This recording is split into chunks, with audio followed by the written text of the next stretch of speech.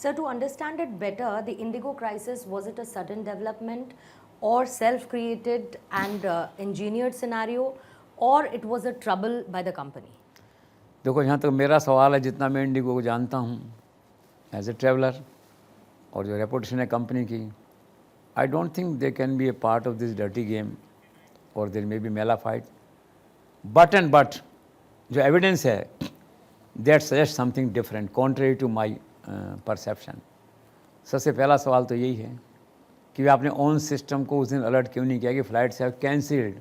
रात को 12 बजे मैसेज क्यों नहीं गया मोबाइल पे सबको कि don't come to airport, flight is cancelled. कितना क्रिमिनल ऑफेंस है और ये ऐसे हो गया. ये हो नहीं सकता. बिल्कुल हो नहीं सकता. तो पता कैसे लगे? ये तो एक थ्योरी है ना कॉन्स्पिरेसी की. दूसरी थ्योरी मैंने आपसे कहा, जैसा कि उनके जो हैं चेयरमैन हैं मिस्टर मेहता, उन्होंने 7 मिनट का एक वीडियो जारी किया, माफ़ी मांगी देश और ये कहा कि लेकिन ये आरोप निराधार हैं कि हमने स्वेच्छा से इसको बंद किया, कोई कॉन्स्पिरेसी हुई है. लेकिन देश के एक बड़े हिस्से में, देश के एक बड़े जनसंख्या में ये लोगों को शक है और मान्यता है कि यार इंडिगो ने जानबूझ के किया है. एक भी वो इस तरह का.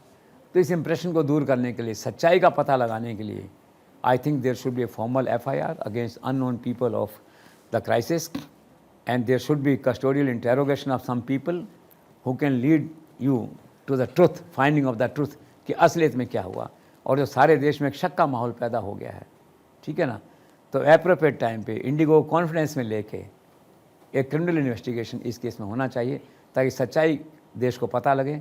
इंडिगो पे जो आरोप लगता है, इंडिगो उस आरोप से मुक्त हो और सारे राष्ट्र को मालूम पड़े कि सच्चाई क्या थी. Was it incidental, was it sudden और was engineered? This is to be scene.